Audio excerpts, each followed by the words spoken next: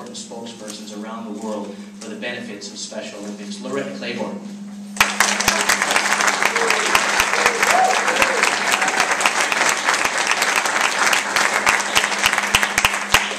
I would just like to say I'm one of almost 4 million athletes. By the year 2015, there will be 5 million athletes around the world.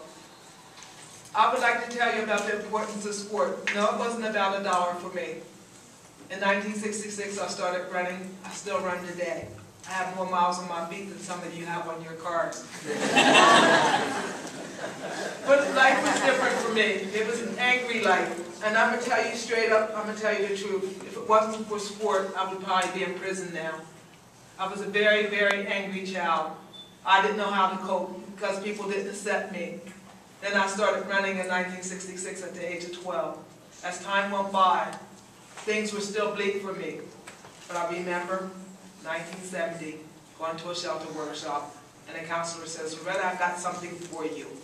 You put down those fists, and you use those feet more, you can go places." And I wasn't thinking on the same plane. What I knew, other than watching TV, watching the greats of sports, just dreaming that my dream was going to become a reality. I became a part of Special Olympics. I thought it was like everything else in life. It comes and it goes. It's done. There's no more. But it stayed. And as time went, I learned to put down the hands and use the feet more. I became an athlete, a true athlete. And when I talk about Special Olympics, I just only talk about children. I always say the athlete. He is a Special Olympics athlete. She's a Special Olympics athlete, no matter what the age. Because some of our athletes are in their 80s and performing well. Today, I perform in many sports. And I look at the Olympics and people who compete for money. I look at the Olympics, it's always the very best. But Barrington Coubertin said the race isn't always to the swiftest, it's to those who take part. And I have my turn to take part, and many of our athletes. But there's a little problem with us taking part. To expand our games, to expand our roles as athletes, to be our best, we need some help. We need some support. We need some help with coaching.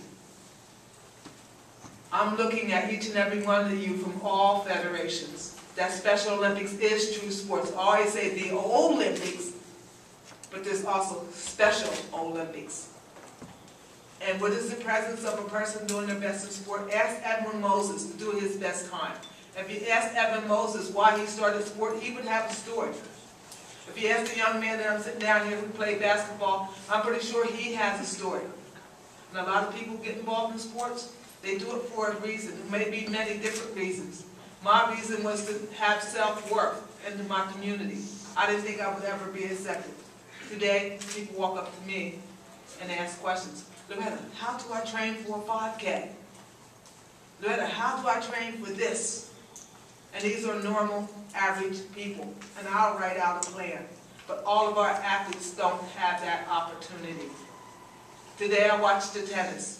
And the athletes were out there being their best. And I saw some balls that went out of line. And the score was supposed to be 10 in one game, and it went to 11. So there's our inaccuracies in our program. Some of the volunteers that we have obviously don't know the sport as well. I'm just a Special Olympics athlete, but I know tennis. I'm just learning the sport, but I want to be my best. 2015, I have another dream and I have another goal, is to make that team in tennis. But for our athletes to be their best, we need your support. We need your help. It is important to us that we run our real times. I should know what my time is in the marathon. I should know what my time is in the 5,000. My coach shouldn't be saying, Loretta, you just did good. This is your time today. You want to run a 15:05, you're running a 15:10 now. Here's how you can do it. But a lot of the coaches that we have, just like my coach in tennis, I practice 2 times a month in January, 2 times a month in February, and in March and April. It's cold where I live at, But as soon as that sun comes out and hits that backboard, I'm after hitting the ball. But all of our athletes don't have that opportunity. No, I don't have money. But what I have is a love of sport. I'm going to be almost 58 years old in August, and I'm enjoying the sport to its fullest.